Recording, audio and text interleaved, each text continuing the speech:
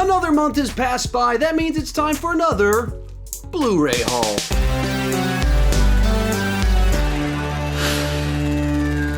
Hi, my name is Sean, and I love to talk about movies way too much. With that in mind, today we are talking about what I picked up and received in the month of July 2020. If you are new to my Blu-ray haul videos, they're a little bit different from my main content. They're intentionally a little bit more relaxed. Me just kind of letting things happen, talking, not as edited quite as much, and lets my personality come out just a little bit more. If you don't know, I have a second channel where I actually do fan mail unboxing videos, gaming videos with my kids, have my kids share their thoughts on things. And so if you want more kind of content like this where my personality comes out a little bit more, check out that other channel over there, and you can see the unboxings where even some of the stuff I've already talked about it over there. With that said, let's go ahead and get started with some of the fan mail I received this month, or movies I received in the mail, and I received quite a few. All throughout quarantine, people have been incredibly generous. And legitimately, both in June and July, I probably received more fan mail in those single months individually, both of them, than I did in the previous 18 months combined. So with that said, let's just kind of dive into this. First up, we've got The Foreigner, a Jackie Chan movie with also Pierce Brosnan from Martin Campbell, the director of Casino Royale, GoldenEye, The Mask of Zorro, Green Lantern.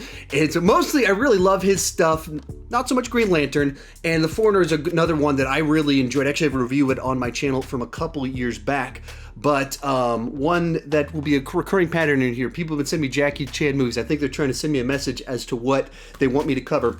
Next up, we've got American Psycho. I've told this story before, but this is one of two movies I've actually walked out of. Not because I didn't like the movie, not because I don't need to rewatch it. Actually, it's been on my mind very much to rewatch it.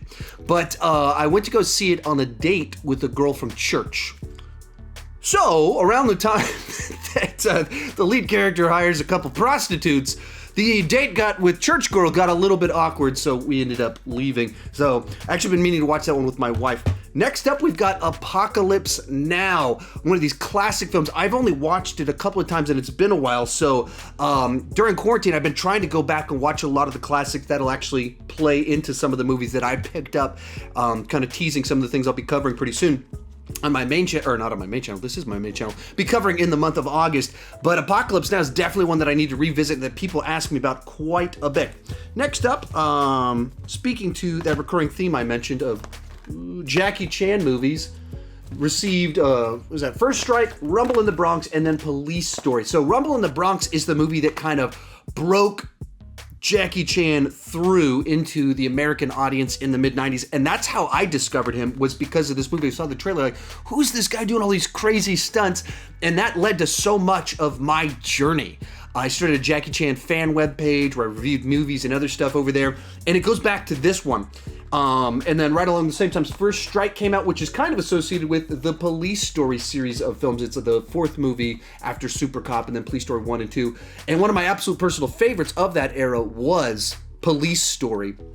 And so, it seems like I really need to kind of do my top 10 favorite Jackie Chan movies in the very near future, and I got some movies or the Blu-rays now, so I can check some of them back out to make sure that list is the best that it can be.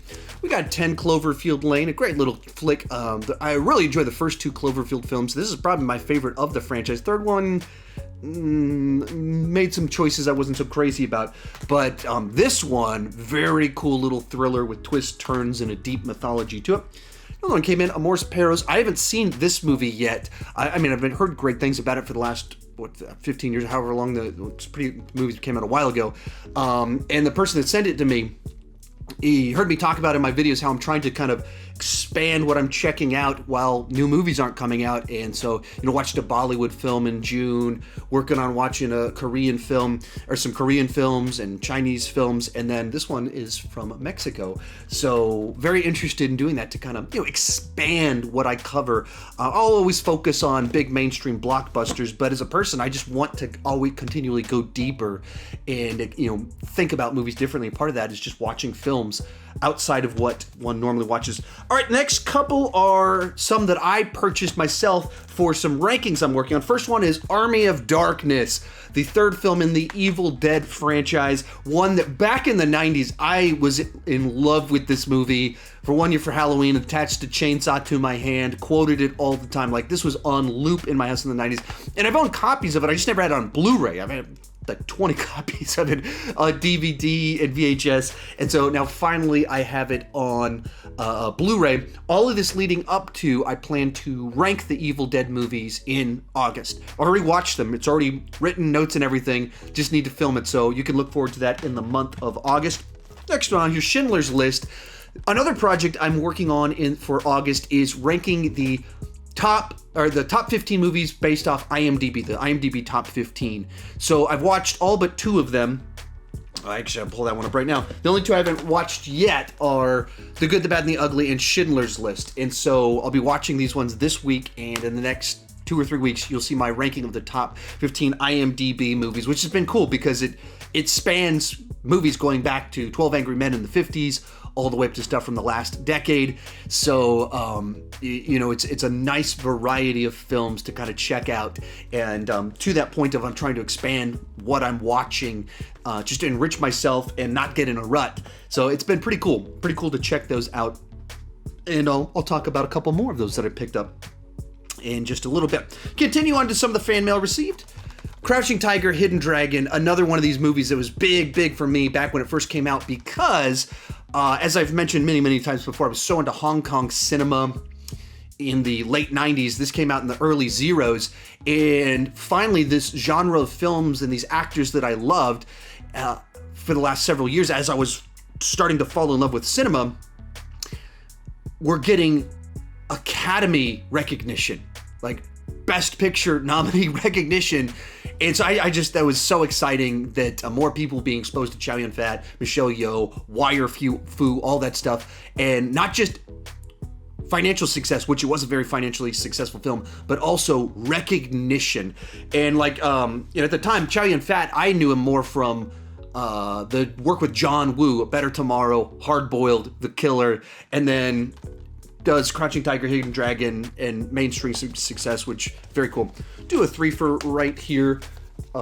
Gentlemen, I believe it was some neat that sent these to me, but starting my 4K collection as I upgrade my collection. Obviously, I'm a massive MCU fan, but I have them on Blu-ray, and that's not the most up-to-date technology. My next big purchase that I'm going to make is going to be a 4K TV to put right over there in my office, 4K player and everything. And so then one of the things I need for that is to upgrade my collection, and so he helped me on my journey to do so. And so I look forward to watching these in pristine, bright colors. So many colors that I don't even know if these weak eyes that require glasses will be able to see them.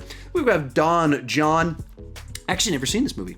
This will be a new one for me. I've heard really positive things about it as kind of movie that has a romantic vibe, but also really a character study about different things and explore things. So I'm pretty excited to check this one out and never seen it. And, obviously great little cast in there. Then we have 1917. I don't remember. It was in my top 3, I believe, of favorite movies of last year, and I just don't own it. My wife hasn't seen it yet, so we're trying to slowly make our way through some of the great movies from last year. And so we watched Ford vs. Ferrari this past week. We've got Parasite 1917, some that we're looking to watch in the next couple of weeks since she hasn't seen them yet. And then as that happened, as we're literally talking about what those movies are, received this in my family, which is very cool. We have The Lighthouse. I actually saw this at Fantastic Fest last year, film festival that won't be able to happen this year. It happens here in Austin where I live. And it was a surprise screening. They didn't announce that they were going to play this movie, so we went in not knowing what it was going to be. Like, will it be Zombieland 2? Will it be Joker?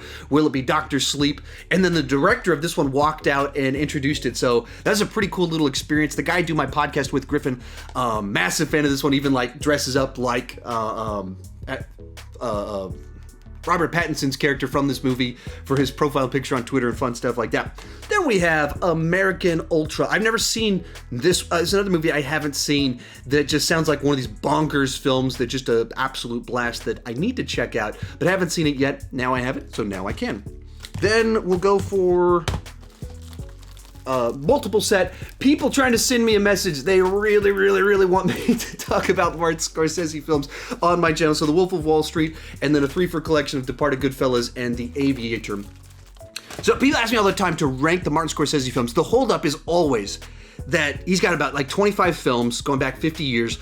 A lot of them are long. They're not movies I can watch with my kids. And that makes it for a really difficult ranking to do. Because just to watch them, I have to watch them after my kids go to bed. And so that's the holdup, because, you know, if I want to do horror ranking, I have to watch them after my kids go to bed. Whatever I'm working on, like certain movies, I can't watch them during the day when the kids are awake until I get that 4K TV over there and I can do more work during the day. That's the holdup. That's a lot of movies. That's a lot of hours to watch late at night. And that's always the holdup. So given how many requests I get, all of that, I'm trying to figure out a mechanism to do it. So maybe it'd be like top 15 highest grossing Martin Scorsese films ranked. But the problem with that is you'd lose like probably Taxi Driver if you do that, because it's probably not one of his top 10 highest grossing films. So that's the holdup. And I don't feel comfortable doing like, here's my top 10 Martin Scorsese films if I haven't watched all of his movies in a recent amount of time. That's the back and forth on that one. Moving along, speed things up just a little bit. Got a couple movies here. First up, we got a Nonstop, one of these fun little Liam Neeson thrillers. I'm a big fan of Liam Neeson thrillers. All of them I could get a kick out of, even the ones that are edited to pieces and all that stuff. They're still fun for me. And then, of course, I love the Terminator franchise. So, copy of Terminator Salvation, the director's cut of this one. So, the slightly better version of it where they, Terminator franchise, of course, should be rated R. So, that one does the movies right. Moving along, a couple that I picked up, once again, leading up to that IMDb top 15 ranking I'm working on. We've got The Shawshank Redemption, one of the great movies of all time that I think a lot of its even acclaim came from the fact that it showed up on the IMDb top 10 and has remained there forever. And even though the movie didn't do great in theaters, the internet is really what kind of turned it into a sensation. Over on my Patreon page, I actually posted a kind of my review and thoughts on this one if you kind of want my deeper thoughts on it. Then we got the Godfather trilogy. 2 of these movies are in the IMDb top 15, so I picked up the full set, and I also plan, as long as I'm watching the first 2, watch the third one as well and do kind of a more in-depth ranking in the month on the full trilogy of Godfather films. So a couple more things that you can expect in the month of August. Moving along, we've got Don't Breathe, the Fede Alvarez film it's just a great little thriller. Just high concept, small scale film with all of these great little thrills, a freaking disturbing twist in the middle of it that, if you haven't seen Don't Breathe, you got to go see Don't Breathe. Next up, got a 2-for right here of films from Bong. First off, one of them being the Best Picture winner from last year, and then one of his older films, The Host. I've seen Parasite, once again, another one I saw at Fantastic Fest last year. The director was there. Actually, I was standing outside, and then one of these black limousine SUV vehicles pulled up, and guy steps out of it. At the time, I didn't know who he was, but because he was in one of these black limos, I was like, I bet this is a director. And then I went, what's playing tonight? Parasite is playing tonight. I bet that's the director of Parasite. And I was right. Like, he's just walking around. And if I'd known a little bit better that this guy was going to win Best Picture very shortly, probably would have walked up to him and tried to have a conversation with him as best I could, get pictures, something like that. But at the time, I was like, I'm not 100% positive who that is, so I probably shouldn't walk up to him and harass him in case I'm just making a fool of myself. But that's my story about Bong. And then they also sent me one of his other movies. I don't actually know about this one, but given how good Parasite is and Snowpiercer is, excited to check that one out. And then we got a few final ones on here on the fan mail. We got a double feature of Bruce Willis movies, The Jackal, which I haven't seen, and Mercury Rising. Fun fact on Mercury Rising, this is a movie that came out in the late 90s when I had this movie review website, the Jackie Chan fan page, and there's technically a movie review of Mercury Rising on that webpage. It's written and probably incoherent because I was a moron, but it does exist out there, and I've never seen The Jackal, so excited to finally see that one. Then we have Rise of the Guardians, a DreamWorks animation picture. If you don't know this, I'm slowly trying to make my way through the DreamWorks animation movies. so I can do a ranking. There's like 40 movies. People ask me almost daily, hey man, when are you gonna rank the DreamWorks movies? Well, I don't know. There's like 40 of them. That's a big, gigantic project that takes a long time to make that happen. I can watch them with my kids, so it's easier than a Martin Scorsese ranking. But still, it's just a long time, a lot of movies to watch and a lot of notes to write to try and do it. And it even, when it's outside of like, I did this massive video where I ranked all the Marvel movies, but those are movies I naturally watch a lot. Like I watch those films and I'd seen almost all of them beforehand, whereas with some of these other ones, I don't watch them as often. And so my base point knowledge information, it's just tricky. They're harder videos to do. So this is one that helps me on that journey. I've never seen this movie before, so it's one more movie closer that I don't have to pay money to rent or purchase on my journey to ranking all of those films. Finally, someone was paying super close attention to my Blu-ray videos, and they noticed the one Star Wars movie or live action Star Wars movie I don't own on Blu-ray is Rogue One. And so they sent it to me, which is awesome because I was like legitimate, like, man, my collection of Star Wars movies is incomplete.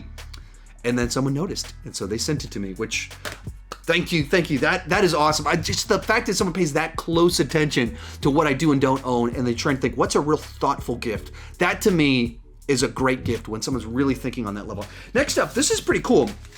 One of my viewers, his name is Brett Kissinger, and he wrote this book right here. I mean, it's a 500-page novel.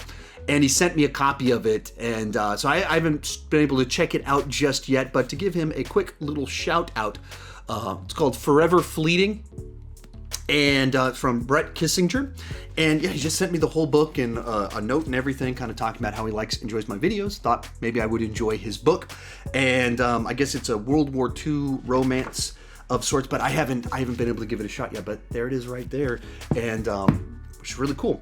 Next up, one of my fans from England, I believe, or somewhere in the United Kingdom, sent me a couple of these Orbs figures. I don't have any, or Dorbs? Are they? How is that pronounced? I guess it's a D. Dorbs. So I don't have any of these, but now I have a pair of them so I can put them over my shoulders, like right about there. And paying close attention to some of my favorite movies with Back to the Future, Ghostbusters. So that was a lot of fun to receive those. And he also mailed me a bunch of candy from I guess England. It was like I was opening, I was like, I don't even recognize any of these brands, and so I guess they have different kinds of candy there. Closing things out with 4 Funko Pops. First one, the Joker, and this one came right from the Dark Knight. Came right perfectly. I got sick a little bit, so I delayed shooting my Dark Knight review, and then between when I would have shot it and when I did shoot it, I received this in fan mail. So this little guy got to make an appearance in my The Dark Knight movie review. And then we have, of course, Deadpool. Great little comic book character. I love Deadpool, but I don't have like a traditional Deadpool Funko. I have like a big, with a mega size ones where he's on a unicorn, but I don't have one I can just put on the shelf when doing my videos where I talk about Marvel movies. So very much appreciate that one. And then Doctor Doom, one of the great Marvel villains that he looks great as a toy. And so have one of those. And of course, almost certainly we're getting some Fantastic Four movies soon, and hopefully get some announcements about that. So now I have a Funko to go along with that. So there you have it. There's what I picked up. There's what my fans sent to me over the last month. I just want to give you a gigantic, huge thank you for watching my content, sending fan mail, sending letters. It's obviously been a tough year for almost everyone, and didn't really go as any of us planned. And the fact that you guys are still tuning in, I've had to pivot a little bit on my channel. It means the world to me. And that many of you just like even decided to send me mail and stuff like that. And paid attention to what I do and don't own. That's awesome. That is very cool. Thank you so much. If you're interested in sending me fan mail, the link is down below in the description. And keep talking movies too much.